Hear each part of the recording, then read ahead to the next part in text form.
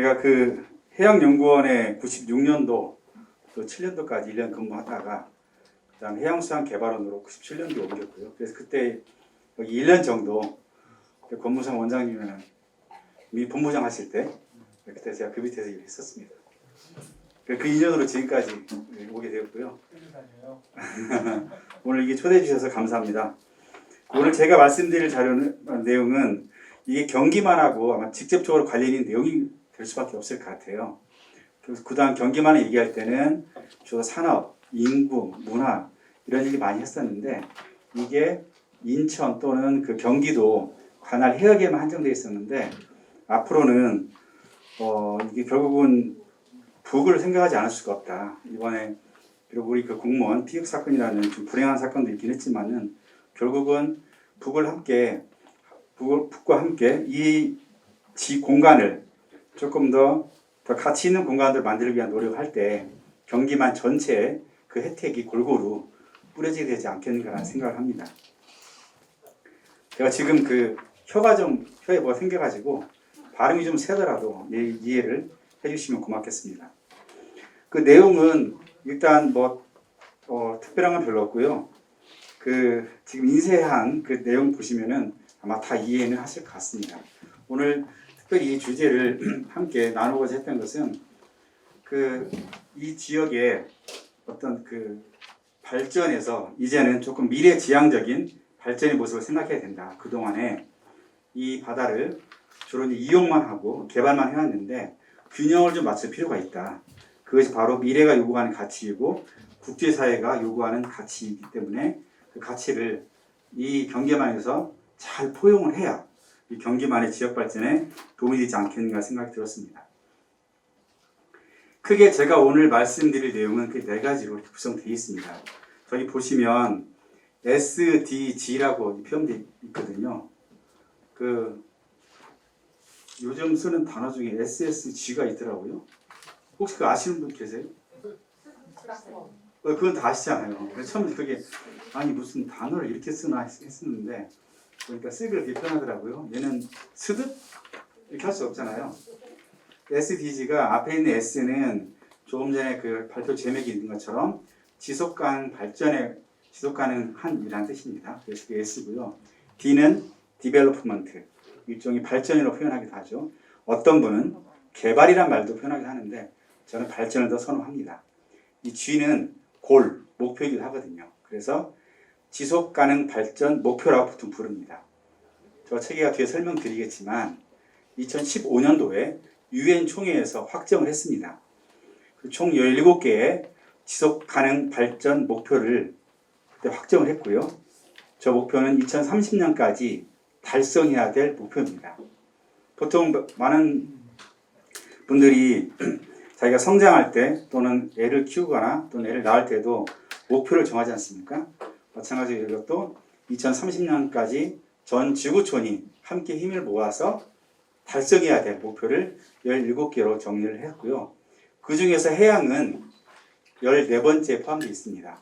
지속 가능한 해양 자원의 이용과 보존 이런 표현으로 이렇게 들어가 있습니다. 그래서 저런 그 해양과 관련된 해양에 영향을 미치는 이 지역의 생태나 또는 해양의 상태를 보여주는 그 생태나 아니면은 사회 경제 현황을 보고요. 두 번째로는 이 지역에서 남북 협력을 하기 위한 정치 여건. 세 번째로는 그럼 앞으로 어떻게 하는 게 좋겠냐. 현 시점에서 남북 협력 방향을 함께 나누고자 합니다.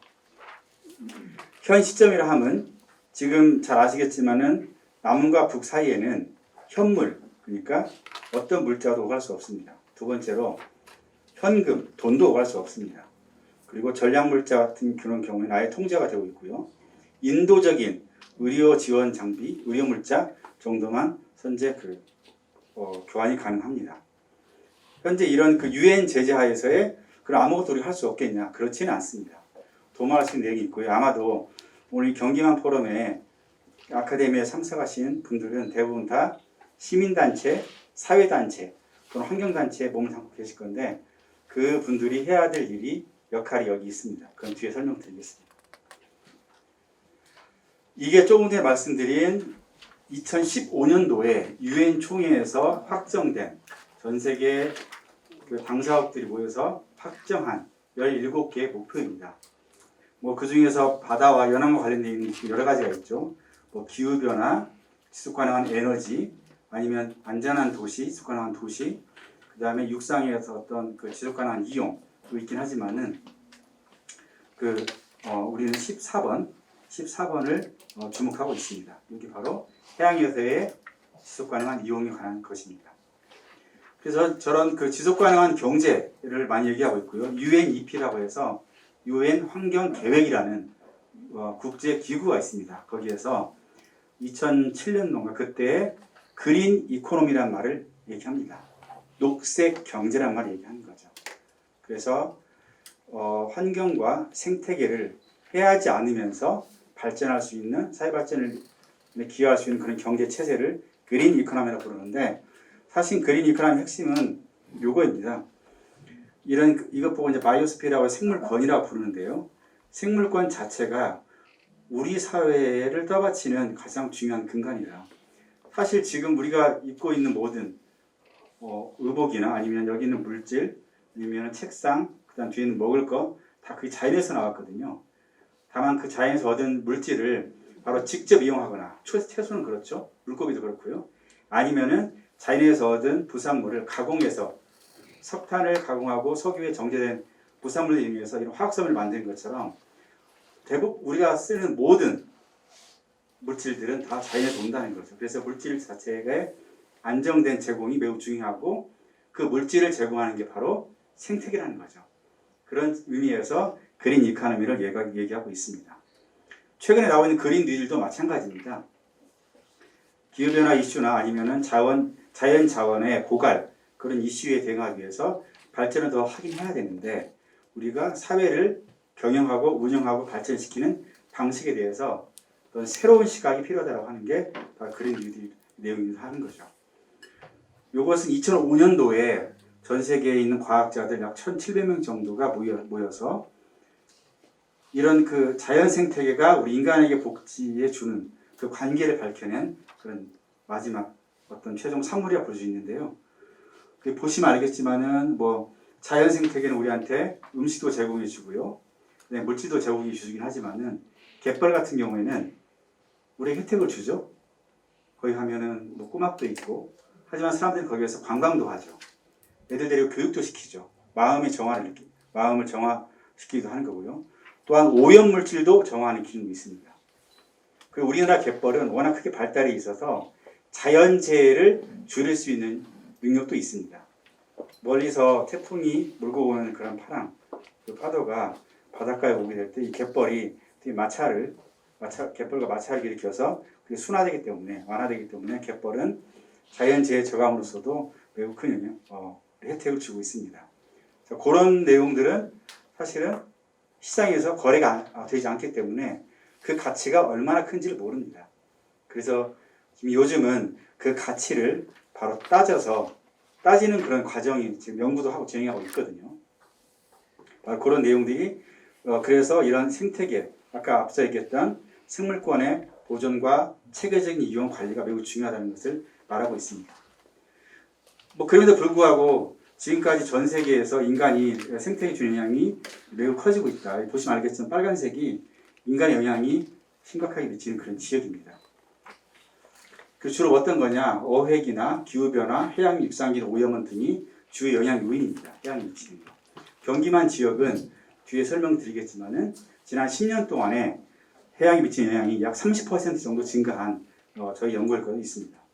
자, 그러면 한번 이 지역에서 지속가능한 발전과 관련해서 어떤 현황이 있는지 보겠습니다. 이게 2017년도에 발표한 그런 자료인데요. 과거 10년 동안에 비교를 해보니까 이 지역에 벌써 27%나 바로 이 지역의 영향이 누적돼서 증가했다는 것을 확인할 수 있었습니다. 근데 여기서 저희가 다 못 다루는 그런 내용도 있었거든요. 그 내용까지도 포함해서 만약에 개발 압력을 계산한다면 저것은 27%가 아니라 더 늘어날 수도 있습니다.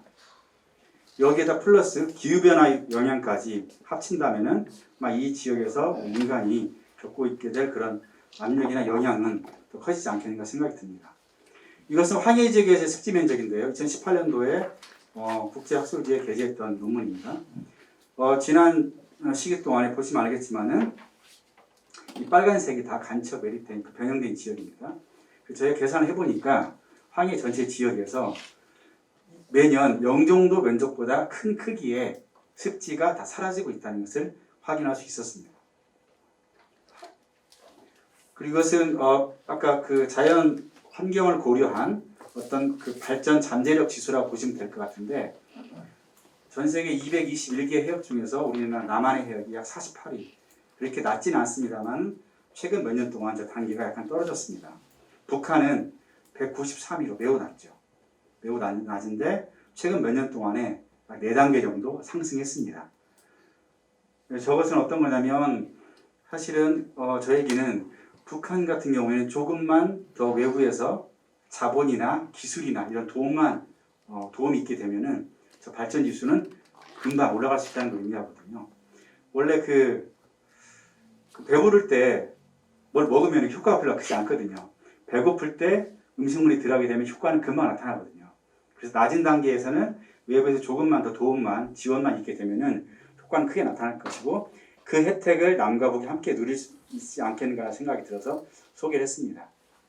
누적 영향도 보시면 알겠지만 북한은 거의 개발이 이루어지고 있지 않기 때문에 해양에 대한 영향도 마이너스입니다. 남한은 플러스가 되는 거죠. 주변 어업활동 한번 보겠습니다. 이 경기만 지역의 어업활동을 이렇게 체크한 건데요. 이게 작년 6개월, 4월부터 10월까지 가장 어업활동이 빈번한 시기를 대상으로 했었는데, 올해는 코로나 때문에 저희가 분석한 결과가 이게 싫지 않았습니다. 보시면 알겠지만은 빼곡하게 들어서 있죠. 북한은 거의 없습니다. 사실 여기에는 물론 신고되지 않는 중국의 어선도 있긴 하겠지만은 대체적으로 이런 경향을 보이고 있고요.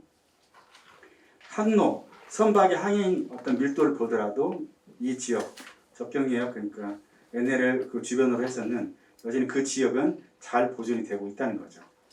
남북한 간의 협력 과정을 통해서 나중에 그 지역을 이용하거나 개발하려고 할 때 사실은 저게 그 지역에 어떤 부정적 영향을 주는 것보다는 합리적으로 잘 이용하면서 그 혜택을 우리도 누릴 수 있게, 남한도 누릴 수 있는 그런 방안을 생각할 때라고 판단이 듭니다. 이 갈등의 역설인데요. 이게 왜 이렇게 잘 보존되어 있냐, 이 지역이. 남과 북이 서로 갈등감이 있기 때문에 사실은 이 지역이 보존될 수밖에 없었어요. 그리고 제가 이건 뭐 통계적으로 유의미한 결과는 아니지만은 나름대로 확인해 보니까 남한과 북한이 사이가 좋을 때는 그 NLL 주변 지역에서 중국 어선의 불법 어업이 확실히 줄어듭니다. 왜냐? 사이가 좋으니까 서로 통신도 자주 하고 조금 나까지 접근할 수 있는데, 사이가 안 좋으면 약간 멀리 떨어지지 않습니까? 그만큼 공백이 더 커지는 거죠. 그래서 사실은 불법 어업이나 이런 무능과 관련해서도 매우 협력이 중요하다. 이 지역 보시면 알겠지만은 이게 좀 오래된 자료이긴 한데 2007년도에 저희가 연구했던 자료이긴 한데, 이 지역에는 연안해양 보호구역이 약 70개 이상이 지정되어 있습니다. 한반도 전체를 통틀어 보더라도 가장 많이 집중되어 있는 지역이라고 보시면 될 것 같습니다. 상황도 그렇게 나쁘진 않습니다. 우리도 남한 쪽도 계속 이런 보호구역이 증가하고 있고요. 북한도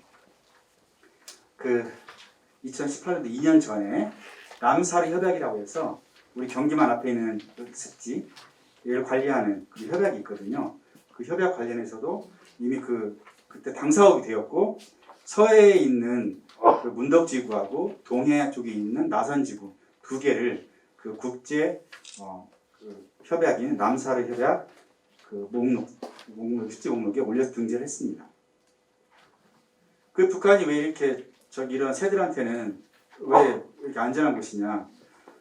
개발 압력이 남한보다 낮습니다. 그리고 육상기인에서 들어온 오염물질도 낮기 때문에 조류 소식은 안전하지 않겠냐고 판단하고 있습니다. 자, 그러면 현재의 상태를 우리가 이렇게 잘 둘러봤었죠. 남측 같은 경우에는 매우 높은 개발 압력이 집중되고 있지만 조금만 위로 올라가게 되면 개발 압력은 매우 낮다. 그리고 그동안 남북한 간의 정치 군사적 긴장 때문에 사실은 잘 보호된 환경이 있다.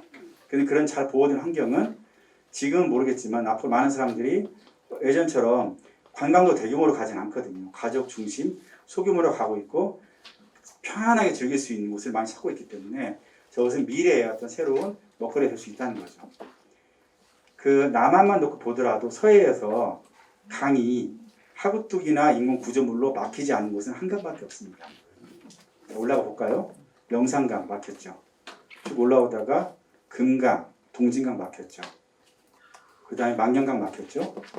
그 다음에 홍보지구가 있는 도영의 작은 천도 막혔죠. 아산 사표천도 막혔죠.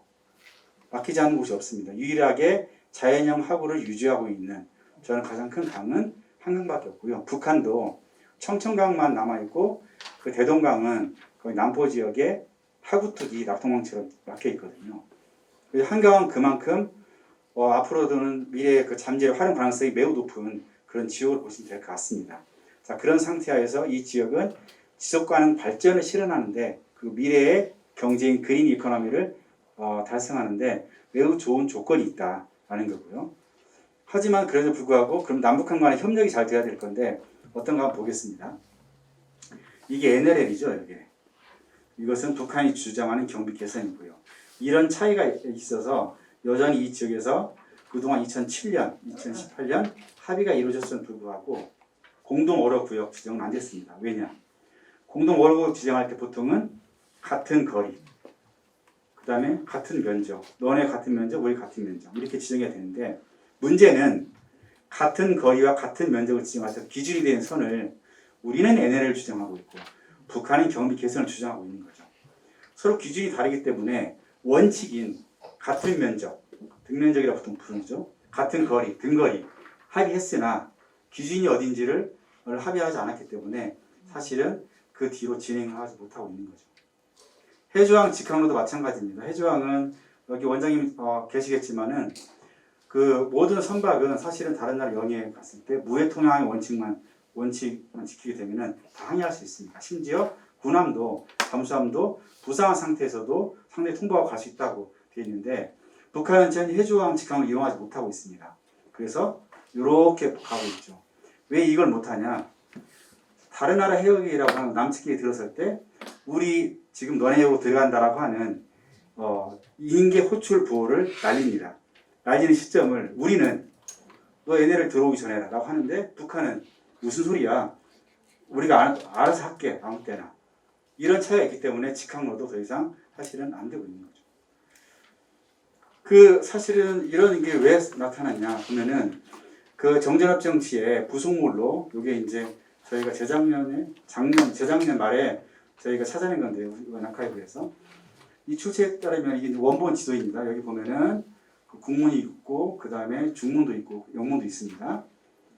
다른 건 다 합의한 것들이 남측에 있는 5개 도서의 영유권만 확인했습니다. 해역에 대해서는 경계를 그어놓지 않았어요. 그래서 그 뒤로 이게 모든 문제의 발단이 되지 않았나 생각이 들고요. 저런 역사가 있긴 하지만 90년대 후반에 역동적으로 변화합니다. 잘 아시겠지만 정상회담이 이루어졌고요. 북미까지 정상회담이 이루어졌습니다. 하지만 그 사이에 해전들이 있었고요. 자, 여기에서 재밌는 것은요. 연평해전은 사실은 저희가 해석하기에는 권한의 행군과 관련되어 있다. 왜냐? 북한에서 이 시기에 매우 힘들었거든요. 경제적으로 힘들고 압박도 많이 받았고요. 그러면은 가장 경제적인 문제를 해결하려면 배고픔을 해결하려면 어떻게 되겠습니까? 외화를 가지고 식량을 사와야 되는데 외화거래 가장 쉽게 할 수 있는 게 뭐냐? 황금성이 가장 높은 수산물이라는 거죠. 그러면은 수산물이 부가가치가 높은 꽃게를 얻기 위해서 남측으로 내려오면 충돌하지 않았는가 하는 게 저희가 추정하고 있는 그런 내용입니다. 실제로 이런 그 꽃게 전쟁은 남북 간에 뿐만 아니라 영국하고 프랑스 사이에도 스캘럽이라고 해서 그 뭐죠? 이게 조개 관자를 서양사람 많이 먹잖아요. 큰 조개 관자가 들어가 있는 그런 조개를 서로 얻기 위해서 전쟁을 벌이고 있거든요. 더군다나 영국이 브렉시트 그러니까 유엔 연합 탈퇴하면서 이제 우리는 너네 유럽연합이 운영하고 있는 수산업 관리 규정 지키지 않겠다라고 선언했습니다. 바로 이제 그런 것들이 서로 합의가 무너지면서 발생했던 건데 여기에는 저런 그 권한의 행동과 관련돼 있다고 보고 있는 거고요. 대청해전은 매우 우연치 않게 일어난 해전입니다. 중국배가 우리나라 해역으로 들어왔다가 바로 쫓겨갔어요. 북한으로 넘어갔고 북한으로 들어갔다가 남측으로 쫓겨왔는데 북한에서 경비정이 그 중국배를 쫓다가 얼떨결에 남한의 NLL이 넘어왔어요. 그러니까 남측도 대응을 하기 위해서 올라갔지 않습니까? 그리고 북한 배도 자기네 이제 사령부에 신고했고요. 그러니까 넘어갔다 그냥 돌아오지 못하니 뭔가 액션을 취하라고 하니 북한이 먼저 포를 쐈고 그러니까 우리가 격침을 시켜버린 거죠. 그 뒤로 일어났던 일들은 어떻게 보면은 사실은 고난의 행군하고 조금 다른 차원에서 일어났던 일입니다. 라고 이해하시면 될 것 같습니다. 2018년도에 만들어졌던 이런 그 합의서는 매우 중요합니다. 특히나 매우 구체적으로 합의가 이루어졌죠. 적대행위 중단이랄지 특히나 시범적 공동 어로 구역 설치. 2007년도 합의에는 공동 어로 구역이라는 말이 있었습니다. 매우 추상적으로 포괄적으로 합의했기 때문에 그것은 안 할 수 있다는 얘기거든요. 근데 시범적이라고 했다는 것은 하나라도 해보자는 거거든요. 그럼 그만큼 합의에 있어서 구체성을 담보하고 있기 때문에 실행력을 높였던 거였고요. 그래서 실제로 어떤 지역인지를 남과 북이 서로 물밑에서 합의도 어느 정도 된 상태였는데 북미 관계가 더 퇴보하면서 더 이상 진행되지 못하고 있었죠. 한강하고 관련돼서 조금 다른 게 생겼습니다. 예전에는 2007년도 합의했던 한강하고 공동이용하고 모래 채취란 말이 들어가 있었고요. 그 당시에는 모래 채취가 핵심이었습니다. 모래 채취하게 되면은 북한에 대한 발언이 달러로 들어갈 수 있고요. 남한은 그 당시에 모래 파동이 있었기 때문에 모래 자원을 쉽게 공급할 수 있었고 윈윈할 수 있었던 거였죠. 근데 이번에는 모래 채취가 많이 빠졌습니다. 왜냐? 한강하고 갖고 있는 그만큼 생태적 중요성이나 다른 용도로 이용할 경우에 더 큰 부가가치를 얻을 수 있다고 판단했기 때문인 것 같습니다. 그래서 이런 여러 가지 합의들이 있었는데요. 그 중에서도 그나마 사실은 이건 매우 획기적입니다. 공동조사 했었죠. 그 다음에 그 포문 폐쇄했던 거. 이런 두 가지는 매우 중대한 합의사항이었고 이 중에서 포문 폐쇄는 지금도 여전히 진행되고 있습니다. 자, 그럼 이런 그 생태적인 조건, 어떤 사회 경제적인 실태, 그 남북한의 정치 여건 속에서 앞으로 협력방안 뭐가 있으면 좋겠냐. 주요 과제는 사실은 종전선언입니다. 이게 이제 비핵화를 하고 나서 종전선언을 할지 아니면 종전선언을 하면서 비핵화를 할지는 나중 문제인 것 같고요. 종전선언을 하게 되면은 이 지역의 해역을 경계하는 해역 경계를 새로 설정하는 일이 남아 있습니다. 자, 그 얘기는 이게 참 모호한 게요. 종전선언은 그런 평화협정을 하게 될 건데 그리고 남한의 헌법도 수정해야 될지도 모릅니다. 공동 어로구역 설정 아까 말씀드렸죠. 기준선 때문에 합의가 안 됐던 거였고요. 그리고 또 한 가지 주목할 것은 이 지역은 현재 정부의 남북한 전략은 H 프로젝트라고 알려져 있습니다. 신한반도 경제 구상이라고 해서 해안을 따라서 발전하고 접경지역을 따라서 협력하겠다는 거거든요. 근데 북한도 현재 27개의 경제 특구를 갖고 있는데 대부분이 다 연안 지역에 몰려 있습니다. 그 얘기는 연안 지역을 따라서 경제축이 있다는 거죠. 하지만 비무장지에 따라서는 환경 생태축이라는 게 있거든요. 그 두 축이 만나는 지역이 바로 경기만 지역입니다. 그래서 경기만 지역은 경제축과 생태축을 잘 조화롭고 지혜롭게 관리하는 게 핵심적인 도전이고 과제이기도 하죠. 자료 정보도 없죠. 남남 갈등은 심합니다. 어민들 간의 갈등도 되게 심하고요. 그 다음에 이런 갈등도 여전히 존재하고 있는 거죠. 그래서 나름대로 저희는 이런 5가지 전략을 제안했었고요. 현 단계에서 그나마 좀 가능성 있는 게 어떤 거냐. 바로 이거거든요. 국제기구를 통한 우회적 접근이 매우 중요한 전략이라고 보고 있고요. 이건 2005년도에 저희 연구소에서 제안했던 해양평화공원에 관한 얘기인데요. 그때 평화를 3개로 얘기했었습니다. 생태적 평화, 경제적 평화, 정치 군사적 평화를 얘기했었고요. 우리 그 가족끼리 모이면 많이 하는 그 게임 있잖아요. 고스톱. 거기서 하나 쳤는데 피가 쌍피가 아니고 새 피가 뜨면 어떻게 됩니까? 기분 매우 좋잖아요. 그래서 이게 그래서 1타 3피라고 부르거든요. 그래서 통합 패키지 프로그램이라는 거고요. 그래서 이런 접근은 생태적으로 접근하는 것은 비정치적이면서도 국제사회 지지를 받을 수 있는 사업이라는 걸 말하는 거고요. 자, 이렇게 어려울 때 보통은 국가 간의 갈등이 있을 때 해결하는 트랙들이 3가지가 보통 있다고 정책에서 얘기합니다. 트랙 1은 가장 잘 알고 있는 정부 간의 직접적인 협의입니다. 자, 트랙 1은 예전에 정상회담 이런 걸 말하는 거죠. 자, 트랙 2는 뭐냐? 트랙 1이 작동하지 않을 때 보통 접근하는 방법인데요. 민간단체, 학술단체, 사회단체끼리 만나서 뭔가 합의를 하고 이를 진행시키는 겁니다. 그래서 지금 경기만에서 남북한 간 협력을 얘기할 때는 이 포럼의 확장성을 고려했을 때 전 트랙 2가 매우 중요하다는 거죠. 이건 3일 전에 이 논문 억셉트됐다고 연락이 왔거든요. 6개 국가랑 공동으로 집필한 논문입니다. 그 트랙 2의 매우 중요성이 크기 때문에 오늘 이 자리에 계신 분들의 역할이 앞으로도 매우 중요할 수가 있다. 이렇게 말씀드리고 싶고요. 제안을 하자면 국제 전문가 자문단, 이것은 현 단계입니다. 미래가 아닙니다. 유엔 제재하에서 가능한 게 뭐가 있겠냐. 이것은 뭐 이런 국제기구나 국제 전문가로 자문단을 구성하자. 그래서 이거 국제 확산시키는 게 필요하고요.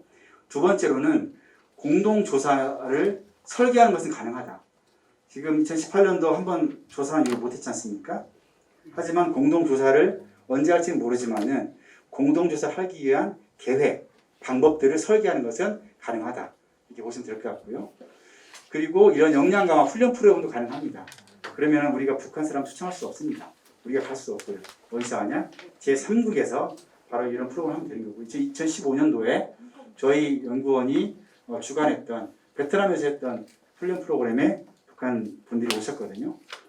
그리고 남한에서 개발할 때 좀 조심할 필요가 있다. 이게 이제 예산강이거든요. 북한에. 경기만 북쪽에 있는 거죠. 이게 2006년, 2017년 사진입니다. 보시면 알겠지만 이쪽 갯벌이 많이 줄어들었죠.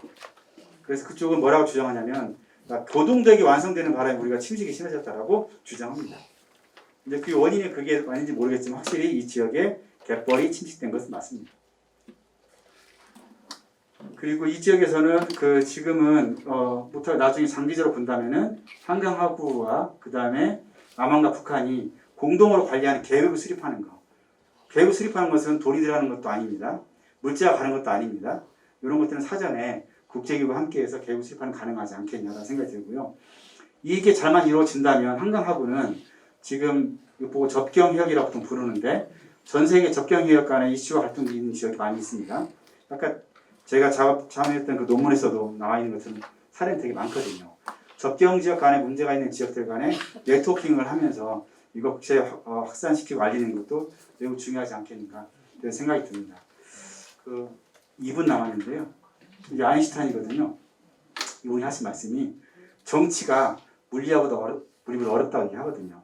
그만큼 복잡한 건데 하지만 복잡한 건 사람이 하는 일인 거고 그래서 트랙 1이 안 될 경우 아까 말씀드린 대로 민간 사회단체, 환경단체, 그 다음에 학술단체가 주도하는 트랙 2의 그런 어떤 접촉을 통해서도 이런 물꼬를 틀 수 있지 않겠는가 생각이 드는 거고요. 그래서 이렇게 잡았습니다. DPRK와 ROK를 만들어서 합성을 만들었는데요. DPRK는 북한의 정식 명칭이죠. ROK는 남한 유엔에서 쓰는 정식 명칭이고요. 번영하고 레질리언트한다는 것은 어떤 거냐면요. 외부의 충격이 왔을 때 훨씬 잘 버틸 수 있는 회복력이 높은 그런 바다를 말하거든요. 번영하고 회복력이 높은 그런 바다를 함께 완성해 가자. 그런 꿈을 한번 그려보자는 차원에서 저렇게 약을 만들어 봤습니다. 이상 발표를 마치겠습니다. 고맙습니다.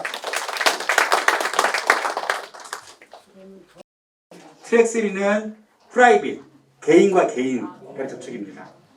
그리고 그런 민간 회사들끼리 주로 하는 접촉을 말하는 거고요. 저도 개인은 간첩들끼리 하는 그건 아니고요. 공개적으로 예를 들면 원장님이 나 북한 사람과 접촉하겠다라고 해서 딱 그중에 학술단체를 별도 만나는 거 말하는 겁니다. 물론 그렇죠. 물론 통일은 사후도 여행 가능합니다.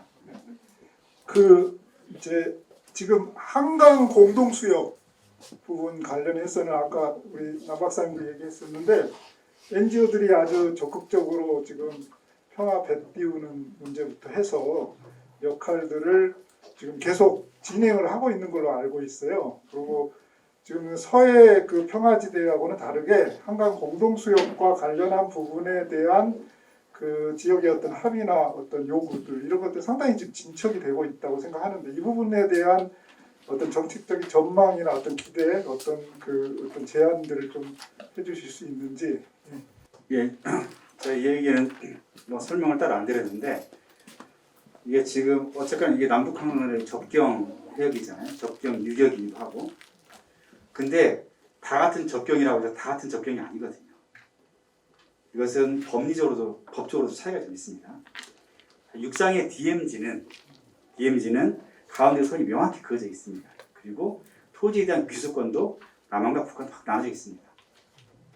자, 그러면 이제 중립수역으로 넘어볼게요. 여기를 좀 전에 말씀드린 중립수역인데 여기 파주 오도산 전망대 밑으로 해가지고 여기 말도 있는 데까지가 중립수역. 여기는 지금 아예 선도 없지 않습니까?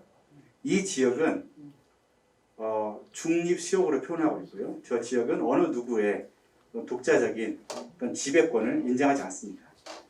저건 공유수역이라고 보통 부릅니다. 보통 저런 수역들을 국가가 국가 사이에 서로 공유한다고 해서 국제공유수역이라는 개념을 쓰고 있거든요. 법적으로 다르죠. 저희 소유권을 주장할 수 없습니다. 정제능력에 따르면은 서로 해안에 100m 이내까지는 항행이 가능하다고 되어 있어요. 북한 배가 넘어와가지고 그래서 이 선은 이것은 경계선이 아닙니다. 임의적으로 그냥 찍어놓은 거고요. 자, 여기서부터는 우리 원장님의 전공이지 않습니까?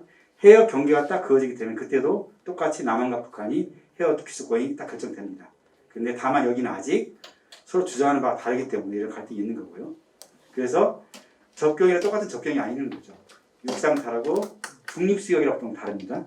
여기 다른데 이 지역에 많은 인천을 중심으로 한 한강하고 협의를 하는 거 만들어졌고요. 그 다음에 또 경기도에서도 한강하고 협의에 비슷한 거 만들어져 있고요. 각 지역별로나 각 시군별로도 자기 개발 계획들을 세워놓고 있습니다. 거기에다 배뜨기 행사 같은 것도 많이 지금 진행하고 있고 이 NGO들도 활동을 매우 많이 하고 있습니다. 그래서 여러 가지 플레이어들이 막 많이 계시는데 언젠가 이런 것을 하나를 묶을 수 있는 거버넌스가 필요하다. 경기도는 자기 중심으로 하려고 할 것이고요.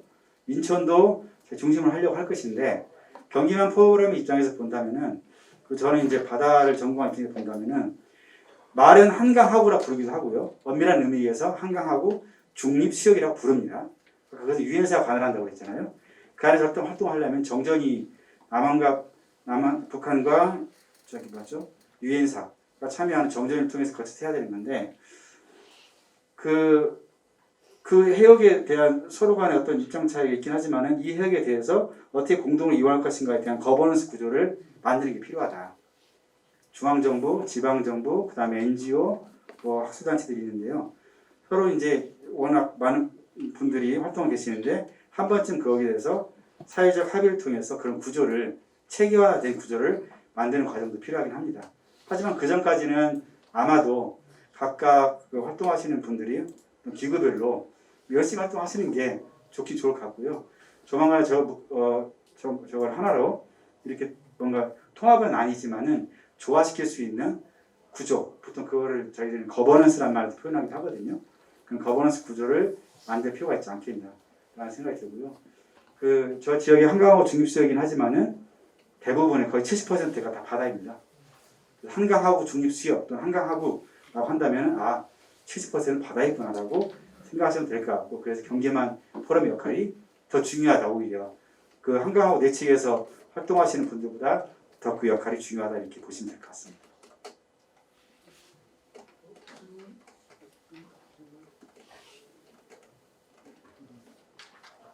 고맙습니다. 네, 박수로 감사합니다.